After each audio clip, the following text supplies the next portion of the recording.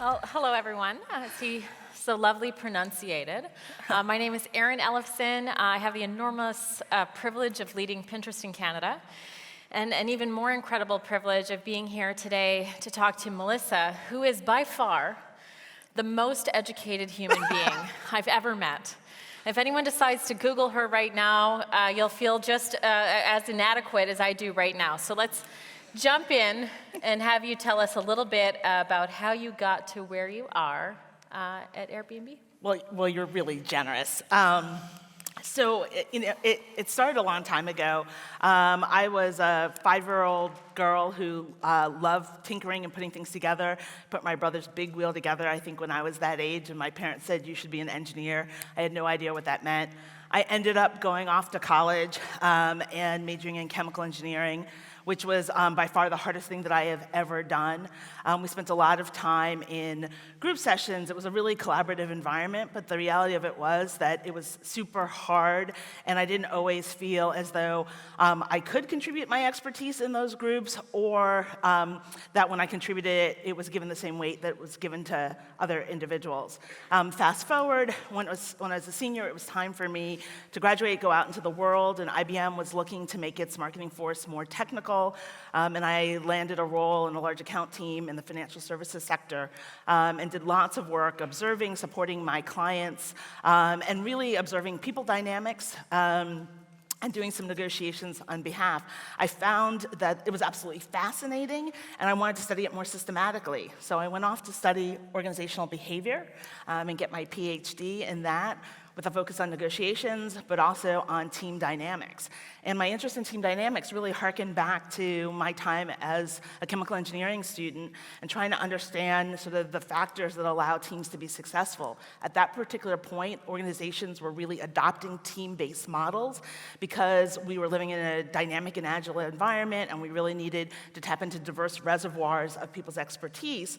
But what we were finding was that not everyone's experience and expertise was being leveraged in the same way, and that in fact, my observations were that there were some systematic differences in the way in which expertise was being used in teams, and that in particular, women, people of color, individuals who had non-native accents in their particular country context, a host of other things, that they weren't seen as experts, and therefore when they contributed their expertise, which was divergent knowledge, it was seen as not necessarily being wrong. So I went off, had a career as a business school professor doing research and teaching, and then gradually began to morph into, found myself in the diversity and inclusion space, and really wanting to make a difference in applying what I was learning in my research. And so I started doing administrative work, and really trying to unleash the potential of our students and our faculty and our staff, and even more importantly, really trying to have them feel included and have a sense of belonging.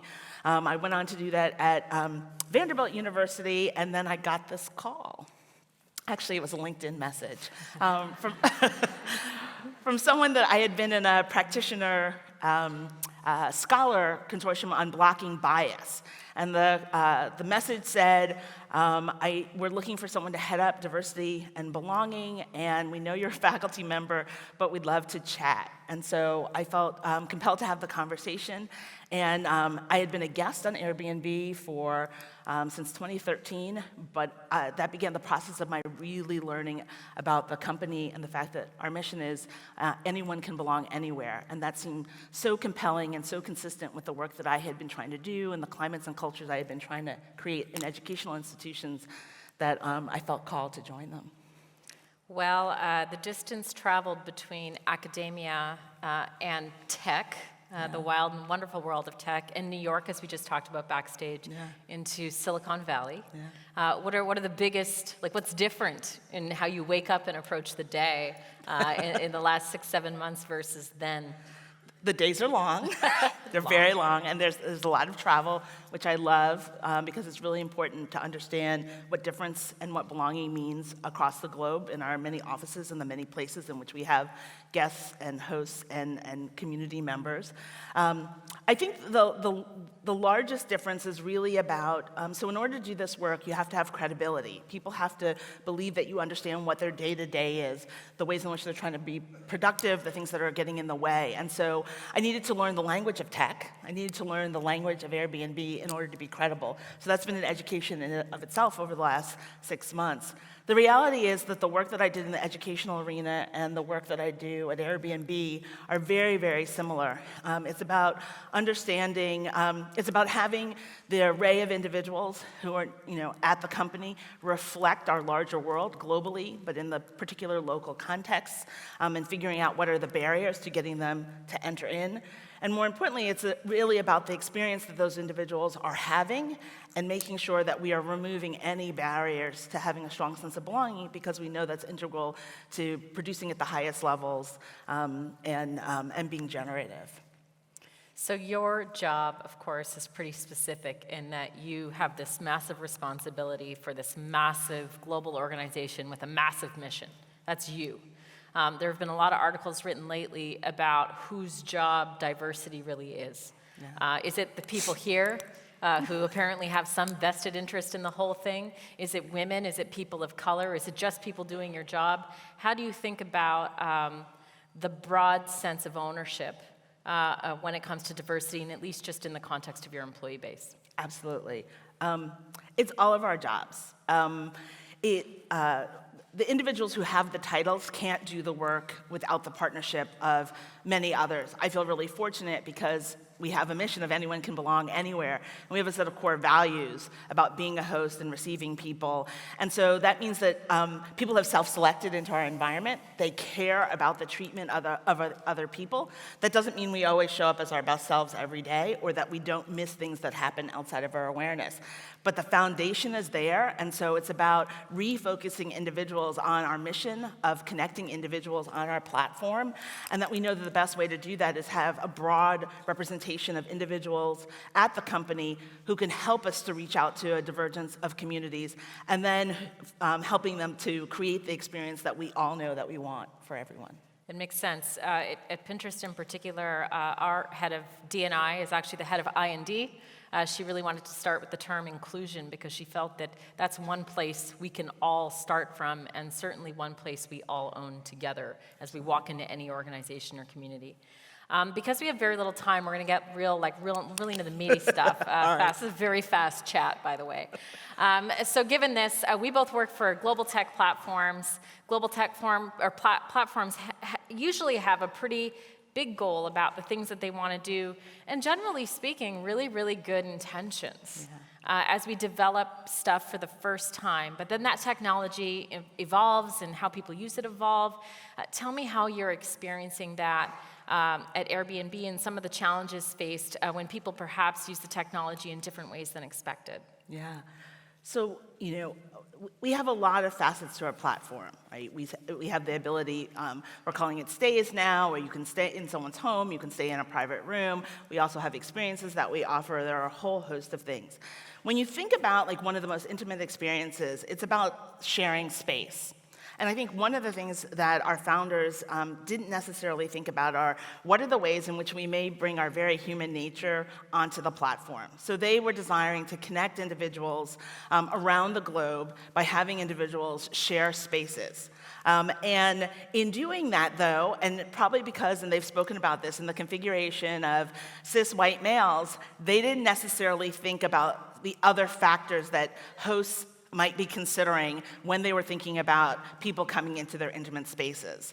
And so in lots of ways, they were surprised by the differential ways in which some of our potential guests were being treated versus others. And once that was on the radar, that became unacceptable with our mission of anyone can belong anywhere. We're recognizing that some people were feeling like they didn't belong as well. And so there are a host of things that we have undertaken to remediate that. So we now have a really strong community commitment where the individuals who want to be on the platform have to indicate and sign that they're going to not discriminate. We have 1 million individuals who have not gotten to participate as a function of their not being willing to move forward with that. We also have instant books, so 70% of our over 6 million listings allow you to get an instant reply. We also have removed the requirement of having a profile picture before as you're requesting, and we have a very active anti-discrimination product team that's explicitly working on a lot of these things. It's very incredible and very agile. And actually, our companies, we were realizing, are both 10 years old. Pinterest was invented in the middle of the United States with the intention to be able to catalog incredible ideas that would inspire us. I think what our founders didn't anticipate is how many people would ultimately end up using Pinterest, over 300 million people around the world. And we got a letter actually in 2016 from a 17-year-old who said, I really love Pinterest, but my problem is that if I want to see people who look like me, I actually have to put black in front of the search term. Black makeup ideas, maybe black skin tone, black hairstyling ideas, which feels like I don't really belong. Because without putting that in there, I'm just seeing a bunch of content that doesn't actually look at all like me. And that became a real call to action for the organization to figure out how we would completely change the experience, which in our case was actually building skin tone ranges, which meant anytime you do any type of beauty search, you can immediately just click a button at the top to start to self-identify what you want to see. Although we later have learned through some very recent research that people don't necessarily want to just automatically see people of just their skin tone or skin color or ethnicity. They want to see representation, which from an algorithm and technology paradigm can be actually hard to do. So it's so interesting to think about these journeys we both have to take together. You mentioned your mission is about everyone, everywhere. Anyone can belong anywhere. Anyone, anywhere. Ours is to bring everyone the inspiration to live the life that they love. Those are like really big, inclusive terms. Everyone, anyone, anywhere, all the time, no matter where you are. That's a lot. Yeah. And so we both signed up for that. And so what can we take away here to really try to take something that broad and that bold and apply it into all the organizations or systems or groups we exist in today? What are some ideas you've been able to bring to life quickly so that you actually can make that anyone, anywhere sentiment real? Yeah. So we thought it was really important to start with our leadership level, and we asked them to think about a time when they didn't belong. And then we asked them to think about a time when someone exhibited a set of behaviors that helped them to feel like they belong. And we captured those behaviors. And so we've been cascading those behaviors visually and in our written material, and we've been asking leaders to talk to their teams about it. And we've asked individuals across the company to adopt 2 belonging behaviors and to practice them regularly. And then once those just become part of their everyday, to take on more. It doesn't really matter specifically what the behaviors are, but it's really about stretching out and reaching how can we, in particular, make other employees feel as though they belong. And it also extends to how do we make our broader community of stakeholders feel like they belong in the ways that we're treating them actively. We also know that it's absolutely incredible that this has to start at the top. We have a CEO and a set of founders who are very committed to belonging. They understand that there are nuances in the way that as we've become an increasingly diverse organization and operating globally, that we have to make sure, we have to be really deliberate and active. And we also have to support the diverse array of individuals that we have. We have 19 employee resource groups. We call them affinity groups, and over 100 chapters globally. And so the individuals who are leading those organizations are doing really, really important work that's valuable, but they also have full-time jobs. And so we have to do a better job of providing them with the resources, letting them set the direction, but from a company perspective, embracing cultural moments and heritage months as just part of the Airbnb culture that we have. And so thinking more systematically. And then we have to recognize that we actually have to teach people how to do this. Most of the time when we get it wrong, it's because we're fearful about acting. We don't want to be misperceived. And so we actually have to help individuals to get educated, to know what's appropriate, to practice those behaviors as well. Yeah, just building on that a little bit, I still find, I'm a woman, I've worked for many tech companies where this is something we invest in and care about, and yet I still encounter people in those environments who don't fully personalize or understand the issue. And then in some ways, we talk about it so much that the words themselves get confusing and the initiatives get confusing. How do you simplify the purpose of the effort and the investment so that every employee cares? I mean, that's what you're touching upon here, but how do you get really people to feel some personal sense of owning this? In a scenario where we talk about a lot of things, we mix in a little bit of hashtag Me Too and here, there, things that are not related actually at all. But it gives people, I find, sometimes the excuse to shut it all out, because somehow they're putting all those issues together. Yeah. So we start by meeting people where they are. We start by talking about the very meaningful things that they need to do as part of their job. And we talk about productivity. And we ask them, what does it mean for them to belong? What does it mean for them not to belong? And it gets them thinking about this. And then we link that belonging is congruent with being maximally productive. And we ask them, what would it feel like to have everybody on your team or everybody with whom you collaborate feel a sense of belonging and therefore be able to show up feeling respected, valued, and able to fully contribute? And so the light bulb goes off and they see belonging in a different way. I should say that I want to be clear. So often people say, how do you change those attitudes?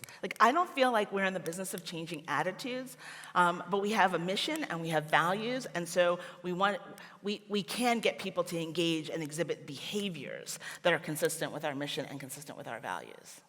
Yeah, and you can't, when it comes to global tech platforms, you cannot build global tech platforms with words like anyone, anytime, anywhere, anyplace, without absolutely everyone and anyone inside of those companies. That's right. Representing all the different needs and nuances. I know That's Pinterest right. has just expanded internationally very, very rapidly in the last year. We only got to Canada a year ago. And it's shocking to understand how much even just the threads of diversity in our Canadian office become important for recognizing the things we don't see, the needs that different Pinterest users in Toronto have. That's right.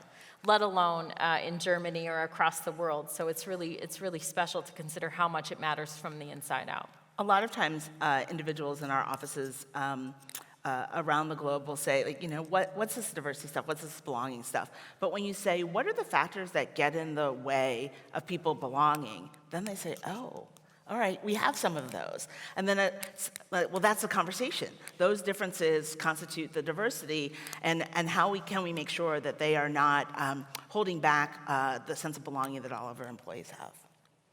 So with exactly 2 minutes and 42 seconds left, apparently music starts. We were not mentally prepared for that. It feels very alarming and scary to me. So given this time period we have, any big takeaways for those who either aspire to bring the spirit of what you do into their organizations, people who are sitting here who have the role you have? What are the big takeaways? So I would say we can each be curious. Right? Curious about things that we don't know. We can ask questions. We can educate ourselves. We can also be really generous with sharing of our own experiences because it builds relationships. It builds trust. So that's actually really, really key. We also have this, I'd like to say, assume positive intent. Part of this conversation and advancement means that we're all going to make mistakes and missteps. And so when you hear that, be willing to recognize that someone is trying, because it'll keep them moving forward. It'll be really generative. I'd also say to leadership, I often hear, whether it's CEOs, not my CEO, or presidents or provosts, who will say, I'm committed to advancing diversity, inclusion, belonging. It's those in the middle. Well, the reality is that those at the top are holding the middle accountable. And if there's a divergence in the outcomes, then it's because there are a set of incentives that are being put forth that are not reinforcing it. And so accountability has to start at the top. You can't point fingers and say that it's the other people who aren't actually doing it.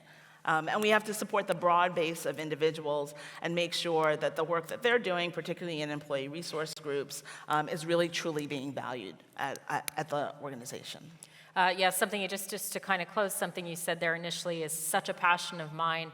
It's all about willingness to talk about it. The second you shrivel up and panic or get upset and walk away from a discussion where somebody has said something that makes you feel less than, you've lost an opportunity to coach them, to make them better. And my biggest disappointment is always when the conversation doesn't happen here and there, because there's so much power in talking about it, or power in looking at someone who's different and saying, what is the right way for me to talk to you about your religion, about the time you need to take off, about how it feels to go on maternity leave, and all of these things. And it's just so eye-opening to keep having the conversation, especially when we're confused. That's right. Especially when we're lost and intimidated by the content. With that, it's been such a pleasure. Thank you so much for joining me. And thanks, Move the Dial, for having us. Thank you, Move the Dial. I'll follow you in. Okay.